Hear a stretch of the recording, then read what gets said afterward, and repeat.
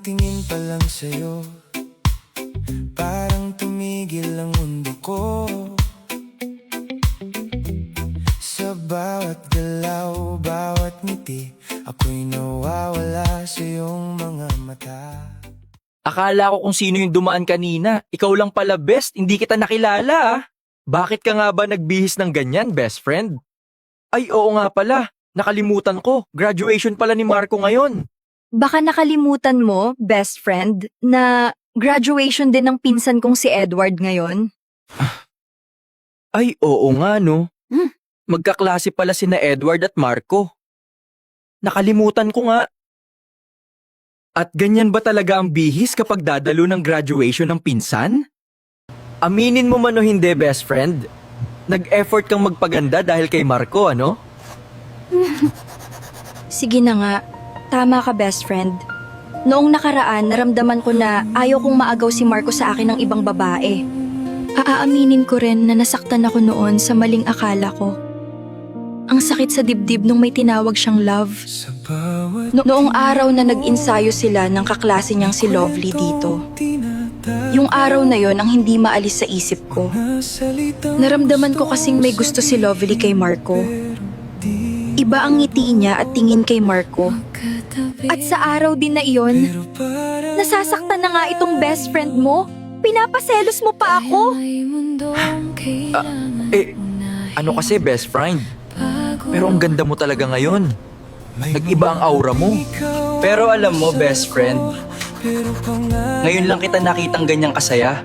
Nakikita ko kasi kay Marco, best friend, ang ugali ng ama ko. Yung maalaga, responsabli, mabait at masipag.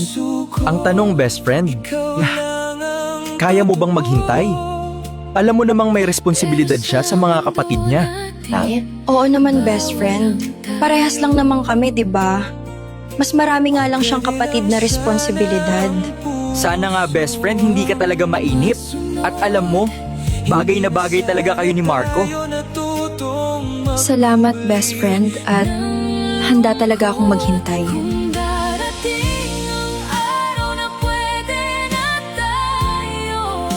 wala nang hadlang, wala nang magbabawal sa puso.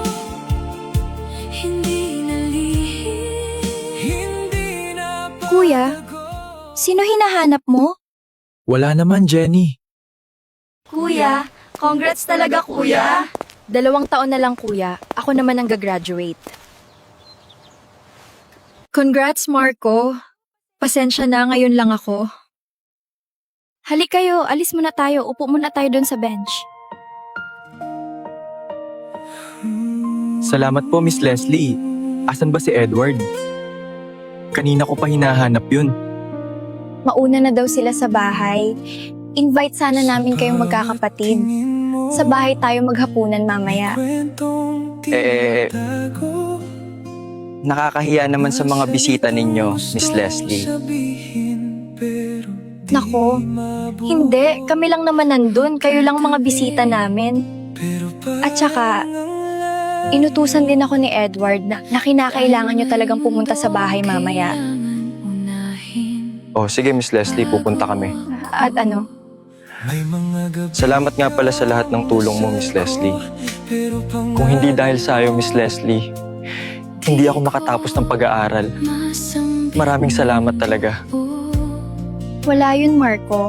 Masipag ka naman kasi at madali lang turuan kaya ka nagtagal sa trabaho.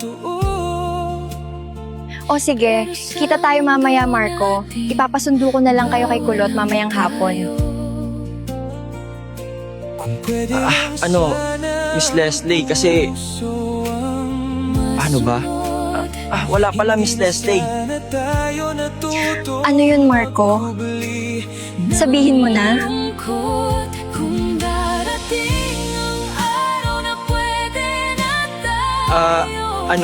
Miss Leslie, kasi... Mas lalo kang gumanda ngayon. Salamat, Marco. Salamat at na-appreciate mo ang effort ko. Alam mo ba, Miss Leslie, kung bakit hanggang first year ko lang naging crush si Lovely? Bakit nga ba, Marco? Yun ay dahil nagkaroon ako ng bagong crush nung second year na ako. Nakita ko siya sa library. Grabe. Ang ganda niya. Sino ba yung crush mo noong second year ka, Marco? Ikaw at ako. Sana pag pwede na Siya yung babaeng ini. tayo na. Excuse me. Pwede ba tayong mag-usap, Marco, nang tayong dalawa lang?